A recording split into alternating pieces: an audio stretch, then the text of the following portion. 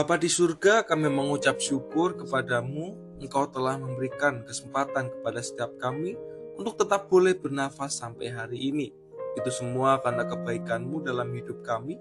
Sebentar lagi kami akan merenungkan sebagian dari firman-Mu. Tolong Tuhan berkati perenungan hari ini, agar melalui firman-Mu, Roh-Mu dapat bekerja dalam hidup kami. Terima kasih Tuhan Yesus, di dalam nama-Mu kami telah berdoa. Amin. Shalom, salam sejahtera yang dari Tuhan kita Yesus Kristus dimanapun saudara sekalian saat ini.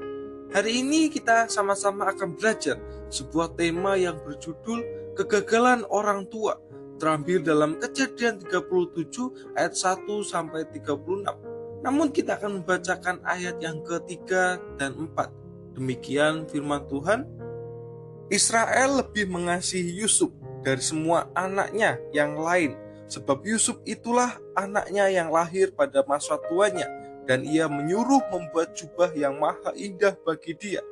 Setelah dilihat oleh saudara-saudaranya bahwa ayahnya lebih mengasihi Yusuf dari semua saudaranya, maka bencilah mereka itu kepadanya dan tidak mau menyapanya dengan ramah. Saudara sekalian, dalam pembacaan ini kita sering belajar tentang jangan ada iri hati di dalam hidup orang-orang yang percaya terhadap saudara seimannya. Kita tidak boleh ada rasa iri dengki terhadap saudara kita sendiri. Kita sudah belajar banyak hal melalui bagian firman Tuhan ini. Namun kita akan melihat hal yang berbeda melalui bagian ini. Keirihatian dalam hati saudara-saudara Yusuf terhadap Yusuf itu sendiri bukan semata-mata benci tanpa alasan. Namun kebencian tersebut dikarenakan kegagalan orang tua dalam memberikan perhatian kepada anak-anak mereka. Orang tua memberikan bibit-bibit kebencian terhadap anak-anak mereka karena lebih mengasihi yang lain daripada yang satunya. Seperti yang telah kita baca tadi, Israel yaitu Yakub lebih mengasihi Yusuf dari semua anaknya yang lain, sebab Yusuf itulah anak yang lahir pada masa tuanya, dan ia menyuruh membuat jubah yang maha indah bagi dia. Ketika orang tua lebih mengasihi anak satunya ketimbang dengan yang lain, maka akan berakibat fatal bagi anak yang dikasihi tersebut dan juga anak yang tidak dikasihi itu.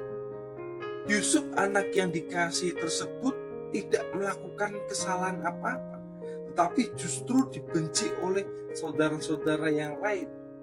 Awalnya Yusuf tidak melakukan kesalahan apa-apa ketika saudara-saudaranya mulai membencinya, justru karena pembedaan kasih dari orang tua kepada anak-anaknya.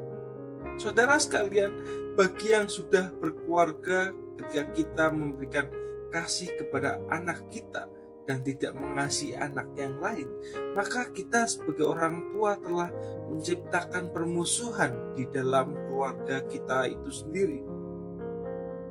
Kemudian karena tidak berhikmatnya Yusuf malah menceritakan mimpinya. Yusuf tidak peka dengan kondisinya saat itu. Mimpinya lah yang membuat semakin benci saudara-saudaranya terhadap dirinya. Seharusnya ketika Yusuf tahu jika dirinya sedang dibenci oleh saudara-saudaranya karena kesalahan orang tua mereka, lebih bijaksana seharusnya dalam menempatkan posisi, bukan malah menceritakan mimpi yang cenderung membuat saudara-saudaranya semakin membenci Yusuf. Sehingga apa yang terjadi selanjutnya? Saudara-saudaranya menjualnya ke Mesir. Saudara sekalian, apa yang dapat kita pelajari melalui bagian firman Tuhan ini? Kita harus berhikmat dan peka melihat kondisi sekeliling kita. Ketika kita akan menjadi orang tua nanti, kita harus berhikmat dalam memberikan perhatian kepada anak-anak kita. Jangan sampai kita mengasihi anak kita yang satu dan mengabaikan anak-anak yang lain. Karena pilih kasih semacam itulah, maka akan memicu permusuhan terhadap mereka. Kemudian Ketika kita sebagai seorang anak yang mendapatkan perlakuan yang sangat baik maupun kurang baik dari orang tua kita, maka berhikmatlah setiap kita agar kita dapat memposisikan diri lebih baik dan tidak mengambil keputusan yang dapat merugikan orang lain. Oleh karena itu, saudara sekalian, kita harus lebih peka dan harus berhikmat dalam menyikapi setiap kondisi dan situasi yang ada, sehingga perpecahan di dalam keluarga kita dapat terselesaikan. Amin untuk firman Tuhan.